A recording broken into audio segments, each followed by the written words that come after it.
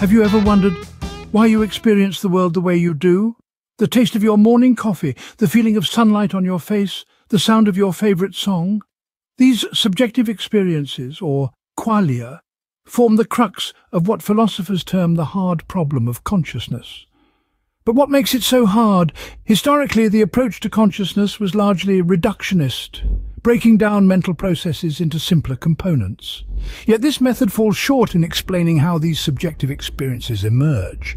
It's like having all the pieces of a puzzle, but not understanding how they fit together to form the picture of consciousness.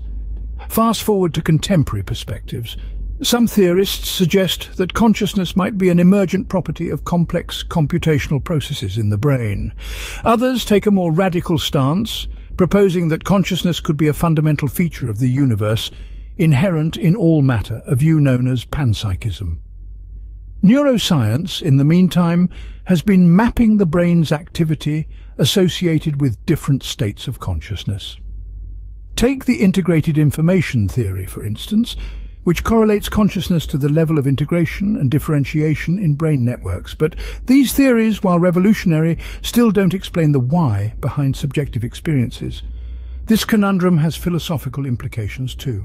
It challenges materialist views of the universe and forces us to ponder, what is the nature of reality if it includes the non-physical realm of consciousness? And then there's the question of artificial intelligence. If AI can replicate or even surpass human cognitive functions, does that make them conscious? Or is there something inherently unique about human consciousness that a machine can't replicate? At the center of all this lies the explanatory gap, the chasm between objective descriptions of brain processes and the subjective experiences they supposedly produce. Some argue that bridging this gap might require not just new conceptual frameworks, but perhaps a whole new scientific discipline.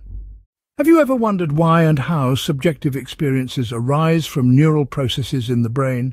This is the essence of what's known as the hard problem of consciousness, a term coined by philosopher David Chalmers in 1995. It separates the easy problems, like our ability to discriminate and integrate information, from the truly challenging one, explaining why we experience sensations as we do. This is where the concept of qualia comes into play. Qualia are those subjective, individual experiences of perception and sensation, the redness of a red apple, the throbbing pain of a headache, the velvety taste of a fine wine. But why do these sensations create a conscious experience? How does our brain, a 3-pound organ made of wet tissue, conjure up these rich and vivid experiences? Historically, scientists and philosophers have attempted to break down these mental processes, but have failed to fully explain the emergence of subjective experience. In the past, the approach to understanding consciousness was largely reductionist. This method involved dissecting mental processes into simpler, more basic components, like a puzzle being broken down into individual pieces. Scientists and philosophers hoped that by understanding each piece, they could then assemble a complete picture of consciousness. Take vision, for example. A reductionist approach might analyze the neural mechanisms of sight, exploring how light enters the eye and triggers a cascade of electrical and chemical signals in the brain. But here's where we hit a roadblock. Understanding how these processes work doesn't necessarily explain the internal experience of seeing. How do we go from neurons firing to the subjective experience of beholding a sunset or a loved one's face? That's the crux of the issue. The reductionist approach, while valuable in many respects, falls short when it comes to explaining the emergence of these subjective experiences. Despite these efforts, the emergence of subjective experience remained largely unexplained. In recent years, neuroscience and philosophy have attempted to tackle this problem from new angles. Contemporary theories have emerged, proposing fascinating and varied perspectives on the nature of consciousness. One such perspective posits that consciousness is an emergent property of complex computational processes within the brain. This theory suggests that consciousness springs forth, not from any one part of the brain, but as a result of intricate and interconnected brain activity. Another modern theory, known as panpsychism, takes a rather different tack. It proposes that consciousness might be a fundamental feature of the universe, inherent in all matter. Imagine, if you will, that every atom, every molecule, every speck of dust carries with it a whisper of consciousness. Meanwhile, the field of neuroscience has made significant strides in mapping out brain activity related to various forms of consciousness. Theories such as the Integrated Information Theory, or IIT for short, have emerged. This theory proposes that the level of consciousness correlates with the level of integration and differentiation in brain networks. It's like a grand symphony, with each instrument playing its part, and consciousness emerging from the harmonious interplay. However, while these theories provide a better understanding of the mechanisms associated with consciousness, they still fail to fully explain the why of subjective experiences. Understanding that the brain processes visual information does not explain why we experience the color red as we do. Knowing that the brain processes pain signals does not explain why we experience the sensation of pain as we do. We can map out the intricate pathways of the brain, we can observe the firing of neurons, we can even simulate these processes in computational models. But the question of why these processes give rise to subjective experiences, the taste of chocolate, the feel of velvet, the sound of a symphony, remains elusive. While we have a better understanding of the mechanisms associated with consciousness, the question of why subjective experiences occur remains unanswered. The hard problem of consciousness doesn't just pose questions for science, but also for philosophy.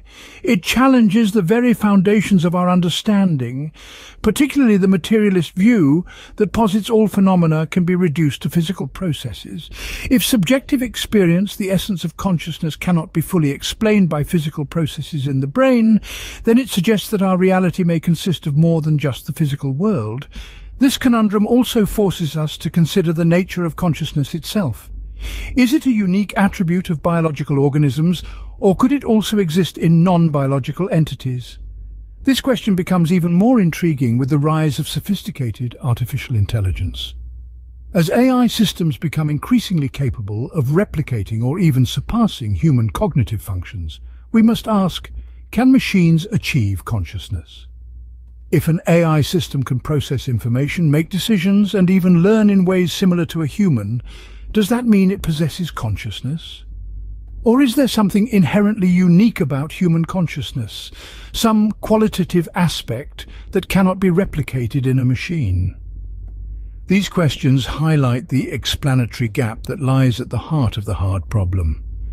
This gap represents the chasm between our objective descriptions of brain processes and the subjective experiences they supposedly produce.